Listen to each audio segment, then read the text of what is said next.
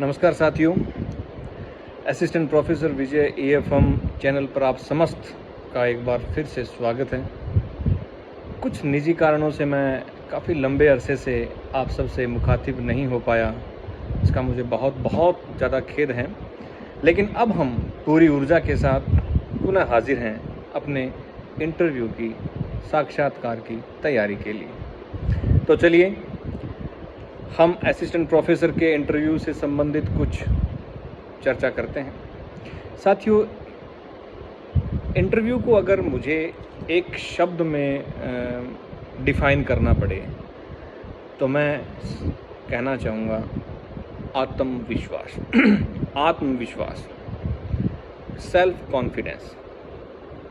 आत्मविश्वास, self confidence, क्योंकि लिखित परीक्षा वाला चरण तो आप पार कर चुके हैं, यानी आपके ज्ञान की परख जो होनी थी वो हो चुकी है। अब ज्ञान की परख नहीं होगी। अब क्या देखा जाएगा कि आप उस ज्ञान को कितने आत्मविश्वास के साथ सुनने वालों तक प्रेषित कर पाएंगे, डिलीवर कर पाएंगे। तो अब प्रश्न उठता है कि हम ये जो आत्मविश्वास है ये कहाँ से लेके आएँ, कहाँ मिलेगा आत्मविश्वास। तो RPSC जिस लेवल का आत्मविश्वास मांगता है, हम उस लेवल का आत्मविश्वास कैसे लेके आए। तो मैं ज़्यादा उसमें विश्वास नहीं करता औपचारिकता में कि आपको इंटरव्यू कक्ष में कैसे बैठना चाहिए, कैसे बोलना चाहिए। ये सब बातें मेरे उस एक शब्द में समाहित हो रही है कि आप में अगर आत्मविश्वास का विकास अच्छा हो गया, आप आत्मविश्वास से भरपूर हैं, लबरेज हैं, तो ये सारी चीज़ें गौण हो जाएगी आपके सामने कि आपको बैठना कैसे है, आपको कैसे बात करनी है, पानी पीना है कि नहीं पीना है, ड्रेस कैसी पहन के जानी, ये सब चीज़ें गौण हो जाएगी फिर। तो ये जो सबसे बड़ी बात है आत्मविश्वास वाली, ये हम कैसे तैयार करते हैं, इसके लिए हम अपनी पूरी इंटरव्यू की तैयारी को 3 चरणों में, 3 भागों में डिवाइड करेंगे। अपनी पूरी इंटरव्यू की तैयारी को हम 3 भागों में डिवाइड करेंगे। पहला भाग कि सबसे पहले हमें क्या तैयार करना है कि हम जो हम हैं और जहाँ से हम हैं, यानी हमारा व्यक्तित्व, हम किस पोस्ट पर हैं, हम कैसे हैं, हमारी हॉबी कैसी हैं, हम किन चीज़ों को पसंद करते हैं, किन को नहीं पसंद करते हैं, यानी हम क्या हैं और हम कहाँ से हैं। मीन्स आपका संभाग कौन सा है, आपका ज़िला कौन सा है, आप किस गांव या शहर से बिलोंग करते हैं, उसको जिस भी संभाग से, जिस भी ज़िले से, जिस भी गांव से आप हैं, उसको 360 डिग्री आपको तैयार करना है। 360 डिग्री मीन्स आप उसका आर्थिक पर्यावरण, आर्थिक वातावरण, राजनीतिक, सामाजिक और धार्मिक परिप्रेक्ष्य में हम उसको तैयार करेंगे कि हमारे यहाँ पर जैसे कह दिया कि अर्थव्यवस्था का जो मुख्य पार्ट क्या है। जैसे मेरा संभाग है वो बीकानेर है, तो मुझे इंटरव्यू में पूछा गया कि आप बीकानेर संभाग की कृषि स्थिति के बारे में बताइए कि आपके बीकानेर संभाग में एग्रीकल्चर की क्या स्थिति है। तो वैसे आपको भी पूछा जा सकता है कि आपकी अर्थव्यवस्था का जो मूल जो पार्ट है, मेजर पार्ट है, वो कौन सा है, या किस लिए आपका संभाग, पूरा संभाग, इसमें कितने ज़िले हैं, गांव हैं, वो किस लिए जाने जाते हैं। कोई धार्मिक स्थल प्रसिद्ध जो आपके संभाग में, आपके शहर में, आपके गांव में हो, तो आप उनको बिल्कुल अच्छी तरह तैयार करें। जैसे मैंने बताया कि मुझे बीकानेर की कृषि स्थिति के बारे में मेरे इंटरव्यू में डॉक्टर मंजू शर्मा ने पूछा था। आप वर्तमान में जिस पद पर हैं, टीचर हैं, किसी भी अकाउंटेंट हैं, किसी भी डिपार्टमेंट में, किसी भी पोस्ट पर हैं आप, तो आप अपने विभाग के बारे में पूर्णतः जानकारी ले लें। आपका विभाग, आप जिस पोस्ट पर हैं उस पोस्ट के बारे में, हायरार्की के बारे में, विभाग के बारे में, उनकी योजनाओं के बारे में, उनकी कार्यशैली के बारे में सब कुछ आपको पता होना चाहिए। क्योंकि मैं अकाउंटेंट था, जब मैंने असिस्टेंट प्रोफेसर का इंटरव्यू दिया तो मैं अकाउंटेंट था, और मुझसे उन्होंने पूछा कि आपके ऑफिस में बजट कैसे तैयार होता है, क्योंकि आप तो अकाउंटेंट हैं, आप बजट तैयार करते होंगे तो आपने बजटिंग भी पढ़ी है, आप वहाँ वो मेथड यूज़ करते हैं या नहीं, आप बजट कैसे तैयार करते हैं, तो आपके विभाग से संबंधित प्रश्न ज़रूर पूछे जाएंगे आपसे निश्चित रूप से, और कैसे भी पूछे जा सकते हैं, लेकिन आप उसे कंप्लीटली तैयार कर लें। अगर आप पीएचडी कर रहे हैं या आप पीएचडी कर चुके हैं तो आप अपनी थीसिस, अपने टॉपिक को पूरी तरह जान कर जाएँ, अपने थीसिस के प्रति पूर्णतः सजग होकर ही आप इंटरव्यू कक्ष में जाएं। इससे आपको बहुत फ़ायदा मिलेगा क्योंकि वो आपसे इस टॉपिक पर ज़रूर प्रश्न करेंगे। हाँ, मैंने कहा आपकी हॉबी के बारे में आपसे वो ज़रूर प्रश्न पूछेंगे, क्योंकि मुझसे पूछा गया तो मैं मानता हूँ कि ये पूछते होंगे, सबसे पूछते होंगे। आप अपनी हॉबी को अच्छी तरीके से तैयार कर लें। जैसे किसी को साहित्य पसंद है, किसी को खेलना, जो भी पसंद है, लेकिन उसके बारे में संभावित प्रश्न जो बनने वाले हैं उन पर आप ज़रूर एक्सरसाइज करके ही जाएं कि कौन कौन से प्रश्न बन सकते हैं। जैसे कि मुझे साहित्य या कविता लिखना, गीत सुनना, गीत लिखना, कविता सुनना, कविता लिखना ये पसंद था, तो मैं ये तैयार करके गया था कि अगर मुझसे पूछेंगे तो मैं कहूँगा कि जी हॉबी वो होती है, शौक़ वो होता है जो हमारे उदासीन समय को या निराशा के समय या बोरियत को दूर करने का काम करता है, और वो मुझे संगीत सुनने में मेरी बोरियत दूर होती है, गीत लिखने में मेरी बोरियत दूर होती हैं।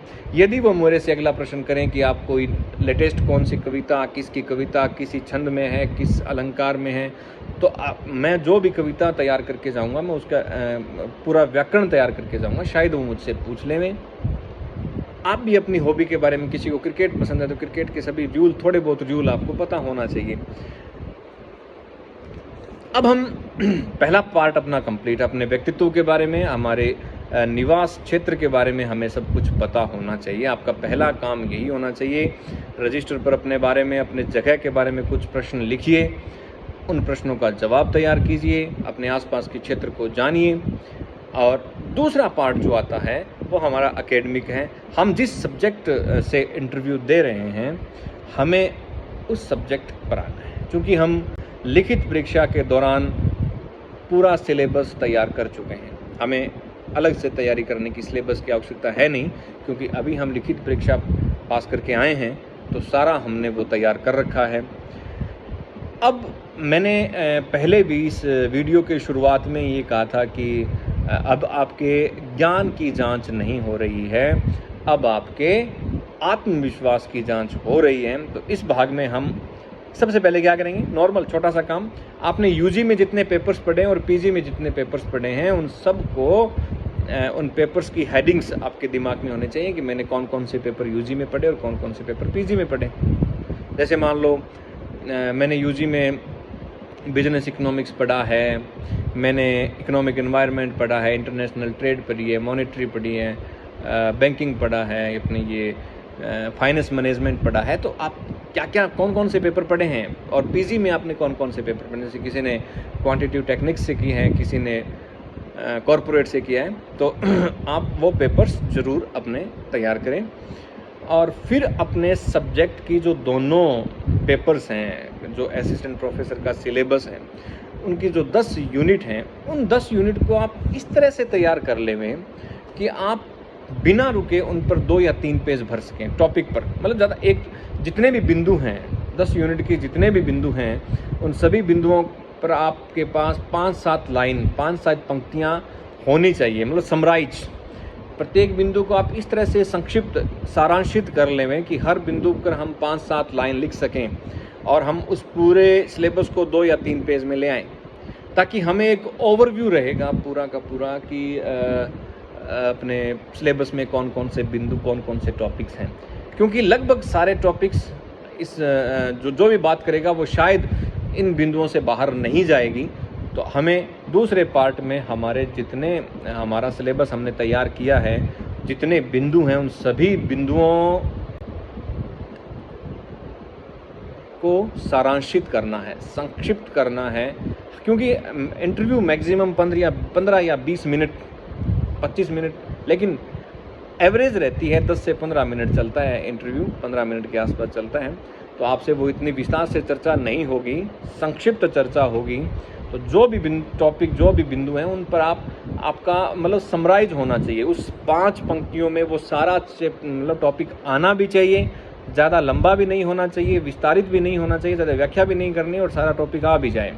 तो आप कोशिश करना, जैसे मान लो आपको मुद्रास्फीति, तो बस ये इस पर सारी बातें आ भी जाएं और 5 लाइन इस पर लिख भी जाएं, तो आप पूरे सिलेबस को आप 2 या 3 पेज में लिख सको तो मैं अच्छा मानूंगा इसको, क्योंकि हमने ऐसा करके देखा था।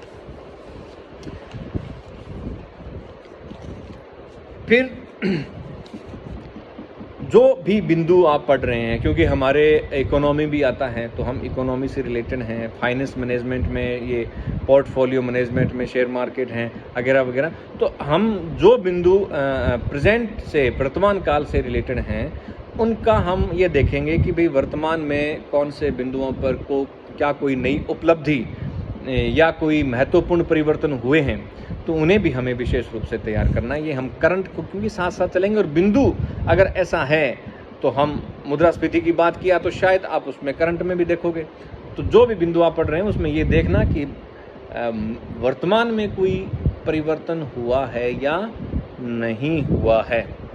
और तीसरा और सबसे महत्वपूर्ण बात, जो मैं आत्मविश्वास की जो मैं बात कर रहा हूँ, वो हमारा झलकेगा इसी तीसरे पॉइंट पर आकर।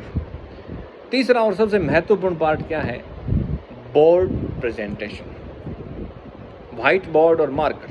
तो इसके लिए हमें क्या करना है? हमारा आत्मविश्वास सबसे मजबूत हो, इसके लिए हमें क्या करना होगा?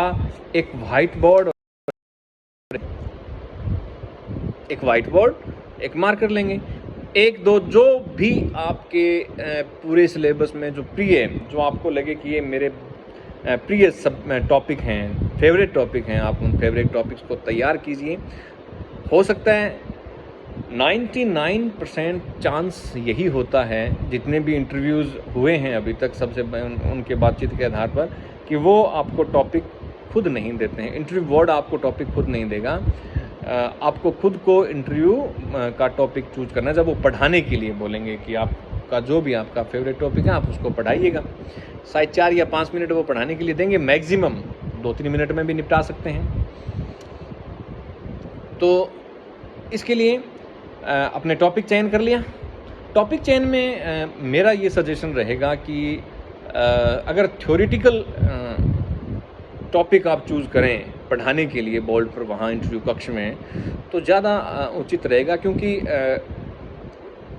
न्यूमेरिकल में जब तक वो कंक्लूजन पर नहीं आ जाता है तब तक उसका कोई हमें ना पढ़ने वाले को आनंद आता है और ना पढ़ाने वाले को आनंद आता है। लेकिन थ्योरेटिकल में क्या होता है कि जो भी बिंदु हम स्टार्ट कर रहे हैं, जो भी टॉपिक हम स्टार्ट कर रहे हैं, उसके बारे में हमारे पास बोलने के लिए जितना समय है, उस समय में हम बहुत सी बातें उनसे कर सकते हैं। ये मेरा पर्सनली आइडिया है। अगर आप किसी को लगे कि छोटा कोई न्यूमेरिकल लेना चाहे तो लें, लेकिन कोशिश करें कि उसे 3 या 4 मिनट में निपटाएं। ऐसा नहीं कि आपने टॉपिक शुरू किया और केवल इंट्रोडक्शन में रह गए। हाँ, हो सकता है आपने शुरू किया 1-1.5 मिनट में ही उन्होंने कहा कि ठीक है जी, ओके, आ जाइए, बैठ जाइए, आपका हो गया, तो वो अलग बात है। लेकिन आप कोशिश करें कि आपका जो टॉपिक है वो 3 या 4 मिनट में कंप्लीट हो जाए। यहाँ सबसे महत्वपूर्ण क्या होगा? व्हाइट बोर्ड पर लिखने की और बोलने की जो कला है उसमें सामंजस्य। व्हाइट बोर्ड पर लिखने की और बोलने की कला का सामंजस्य ही वो आप में आत्मविश्वास लेके आएगा। जो लोग पहले से टीचिंग जॉब में हैं या जिन्होंने टीचिंग करवा रखा है, उनके लिए तो ये कोई नई बात नहीं है, उनके लिए कोई बड़ी बात भी नहीं है। लेकिन जो लोग मेरी तरह नॉन टीचिंग जॉब से आए हैं, उनको बोर्ड पर डेली प्रैक्टिस करेंगे, क्योंकि हम बोल्ड प्रैक्टिस हमारी हॉबी में नहीं होती है। जो नॉन टीचिंग बैकग्राउंड से हैं, हॉबी में नहीं होती है, इसलिए हमें हॉबी में लाने के लिए हमें हर दिन सुबह शाम कुछ पर डे 1-2 घंटे हमें बोर्ड पर वो जो टॉपिक हमने तैयार किए हैं उनको हमें समराइज़ करना है। 3-4 मिनट में अपने टॉपिक पर लेके आना है। लिखने की कला भी होती है व्हाइट बोर्ड पर। किसी से तिरछे लिखे जाते हैं, किसी से टेढ़े मेढ़े लिखे जाते हैं, किसी से छोटे लिखे जाते हैं, किसी से बड़े लिखे जाते हैं। तो हमें एक औसत लिखना है, ना वो तिरछा जाए, ना वो बड़ा हो, ना वो छोटा हो। एक सुंदर राइटिंग हो जो हमें सामने वाले का देखने में उसको आकर्षक लगे, अच्छा लगे, ताकि वो क्लास में जुड़ा रहे। और क्योंकि ये जो टेक्निक्स हैं, ये जो बीएड जो टीचिंग जॉब में उनको तो पता होता है, कुछ टेक्निक्स होती है बोर्ड पर खड़े होने की कि आप किस साइड में मुंह करके खड़े होंगे। मैं एक अलग वीडियो में अगर ज़रूरत हुई तो मैं एक अलग वीडियो में बात कर लूँगा कि भाई इसको हमें कैसे किस तरह बोर्ड पर जब हम लिखते हैं तो हमारा मुंह किस साइड में होना चाहिए, कैसे लिखते हुए बोलना चाहिए कि नहीं बोलना चाहिए, ये सब बातें। आज मैं सिर्फ इंटरव्यू की जो ये क्वेरीज आ रही थी कि हम इंटरव्यू में क्या क्या तैयार करें, तो मैंने ये सोचा कि बताना चाहिए कि इंटरव्यू में हम इन 3 पार्ट में इंटरव्यू को बांट लें। पहले आप अपने बारे में, अपने निवास क्षेत्र के बारे में, अपने सिलेबस के बारे में, और तीसरा व्हाइट बोर्ड के बारे में आप उसको कंप्लीट करें। फिर जो छोटे छोटे क्वेश्चन और बचते हैं, कुछ जो साधारण बातें हैं, अमूमन सभी जो इंटरव्यू देने से पहले एक जो डर होता है हमारे दिमाग में, सभी के होता है। जो अभी इंटरव्यू कक्ष तक नहीं पहुंचे हैं उनको लगता है कि इंटरव्यू कक्ष में क्या होगा। तो वो सारी बातें, अगर ये 3 पार्ट आप बढ़िया ढंग से कर लेते हैं तो आप उन सब बातों को से काफ़ी आगे चले जाएंगे। जैसे लोग बाग पूछते हैं कि सर मॉक टेस्ट देने चाहिए कि नहीं देने चाहिए। एक और क्वेश्चन होता है कि अगर हमें किसी प्रश्न का जवाब नहीं आता है तो हम जवाब कैसे दें। कुछ लोग ये भी पूछते हैं कि क्या हम एक्सपर्ट को क्रॉस कर सकते हैं, जो सब्जेक्ट एक्सपर्ट इंटरव्यू बोर्ड में बैठे हैं 2, क्या हम उनको क्रॉस कर सकते हैं, और हमारी ड्रेस कैसी होनी चाहिए, हमें कैसे प्रवेश लेना चाहिए, वगैरह वगैरह वगैरह। तो इस पर हम बात करें तो मॉक टेस्ट मुझे लगता है नहीं देने चाहिए। क्यों नहीं देने चाहिए कि उससे जिस आत्मविश्वास की आप मैं चर्चा कर रहा हूँ वो डगमगा जाता है। क्योंकि मॉक टेस्ट लेने वाला कुछ अलग लिहाज से, अलग तरीके से आपसे पूछेगा और आपको लगेगा कि यार ऐसा ही वहाँ इंटरव्यू बोर्ड में होगा, तो वो आपका जो सिस्टम है वो डामाडोल हो जाएगा। अगर मुझे लगता है कि आप मॉक टेस्ट न देके सीधा जिस तरह से मैं बता रहा हूँ वैसे तैयारी करें तो भी ठीक है। लेकिन एक चीज़ ये भी है कि अगर आप मॉक टेस्ट देंगे तो आपको आपकी जो हिचकिचाहट जो है, बोलने की जो हिचकिचाहट है 2 लोगों के सामने, वो दूर हो जाएगी। तो ज़्यादा नहीं, 1-2 जो आपके नज़दीकी क्षेत्र में जो भी चला रहे हैं, या फिर आप अपने फ्रेंड्स के ज़रिए भी, आप अपने गुरुजनों के ज़रिए भी, जो आपके नज़दीक में कोई कॉलेज है उस कॉलेज के 2-3 प्रोफेसर्स के ज़रिए भी आप ये तैयारी कर सकते हैं मॉक टेस्ट वाली। ये आपकी हिचकिचाहट को दूर आप कर सकते हैं। और दूसरा है कि अगर हमें किसी प्रश्न का जवाब नहीं आता है उसका जवाब कैसे दें। बात देखिए, वो एक तरह से हमारी क्लास ही होती है। वो हमसे जो पूछ रहे हैं हम ऐसे मान के चलें कि वो बच्चे हैं, स्टूडेंट्स हैं। तो अगर हमें किसी प्रश्न का जवाब नहीं आ रहा है तो हम मुझे लगता है कि सीधा सॉरी बोलने की बजाय अगर हम उनसे कहें कि सर टॉपिक देखा हुआ तो है लेकिन पूर्णतः याद नहीं आ रहा, मैं इसे देख लूँगा जाके। यानी हम क्लास में स्टूडेंट्स हमसे जब पूछता है, मान लो कोई चीज़ हमें नहीं आई, तो हम उसे गलत जवाब देने के बजाय कहेंगे कि यार देखा हुआ तो है बट पूर्णतः याद नहीं आ रहा, तो मैं इसे आज देख लेता हूँ और कल मैं इसको डिलीवर करूँगा आप तक। सीधा सॉरी न बोल के उसके सॉरी के आसपास कुछ चीज़ें ऐसी जोड़ देनी चाहिए। एक्सपर्ट को क्रॉस कैसे क्रॉस, जैसे वो आप हिंदी मीडियम से हैं, वो इंग्लिश मीडियम से आपसे इंग्लिश में क्वेश्चन कर रहा है, तो ज़रूर आप उनसे कह सकते हैं कि सॉरी सर मैं हिंदी मीडियम से हूँ। आप आपसे वो ऐसे क्वेश्चन कर रहे हैं जो आपके सब्जेक्ट से रिलेट नहीं हो रहे हैं, तो आप क्रॉस कर सकते हैं। आप निवेदनात्मक रूप से, हम्बल तरीके से आप उनसे बात कह सकते हैं, क्रॉस कर सकते हैं, लेकिन बहुत ही विनय करना चाहिए आपको। निवेदनात्मक तरीके से आप उनको क्रॉस कर सकते हैं। और देखिए कैसे बैठना चाहिए, आप नाटक करने की कोशिश बिल्कुल नहीं करें, औपचारिकता करने की कोशिश बिल्कुल ना करें। कभी कभी क्या होता है कि हम औपचारिकता करने के चक्कर में अपना जो खुद का किरदार होता है उसको बहुत दूर कर देते हैं, और जो हमारे सामने बैठे हैं इंटरव्यू लेने के लिए वो लोग इतने एक्सपर्ट हैं कि वो हमारे चेहरे के हाव भाव से पहचान रहे हैं कि मैं अब नाटक कर रहा हूँ या मैं हूँ जैसा हूँ वैसा ही आपके सामने बैठा हूँ। जैसे आप हैं आप अपने आप में रहिए। मैं सभी में से जो कोई भी पूछता है इंटरव्यू के लिए, मैं उससे यही कहता हूँ कि आप जो हैं जैसे हैं आप, हाँ थोड़ी तमीज़ होनी चाहिए, बट ज़्यादा जैसे वो कहते हैं कि हाथ सीधे करके बैठो, आप ऐसे बैठो, तो आप 2-4 मिनट ही ऐसा कर पाएंगे। आप कंटिन्यू 15 मिनट ऐसा नहीं कर पाएंगे, आपको वैसे होना ही पड़ेगा। तो अकड़ के बैठना, पानी पिए कि नहीं पिए, नॉर्मल पी सकते हैं, पानी पी सकते हैं, आप जैसे हैं। आप अगर ऐसा बैठना चाहें, आपको गर्मी लग रही है तो आप ऐसा हो, कोई दिक्कत नहीं है। आपका जो आत्मविश्वास है वो अगर आप अनौपचारिक रहेंगे तभी वो आपके अंदर रहेगा, क्योंकि अगर आप औपचारिकता करने की कोशिश करेंगे तो आपका जो दिमाग है, आपका मस्तिष्क है, वो कम्प्लीटली औपचारिकता की तरफ आ जाएगा। तो आपका जो आत्मविश्वास है वो छूट जाएगा पीछे, आप डामाडोल हो जाएंगे, आप 2 नावों पर सवार हो जाएंगे। तो ये सब उनको दिखेगा। तो वहाँ पर मतलब कुछ बनने की कोशिश नहीं करें, जो आप हैं वैसे रहिए, आपको वो बनाएंगे असिस्टेंट प्रोफेसर। तो आप सबको बहुत बहुत शुभकामनाएं, बहुत बहुत शुभकामनाएं आपके साक्षात्कार के लिए। हालांकि अभी बहुत दिन पड़े हैं मेरे EFM सब्जेक्ट से, तो मैं आज ये वीडियो इसीलिए लेके आया कि कुछ समरी हो जाए इंटरव्यू की। अब इसमें से धीरे धीरे कुछ क्वेरीज बनेंगी, फिर धीरे धीरे कुछ टॉपिक्स होंगे जिन पर चर्चा करनी होगी, और जो करंट के जो टॉपिक्स होंगे अपने EFM से रिलेटेड, उन पर चर्चा करनी होगी, उन पर डिस्कस करनी होगी। तब मैं आया हूँ आपके सामने, वो 1 साल बाद आया हूँ। काफ़ी मुझे अफसोस है इस बात का, मैं बीच में छोड़ गया था, लेकिन पुनः आपका साथ देने के लिए तैयार है हमारा channel assistant professor Vijay. Thank you.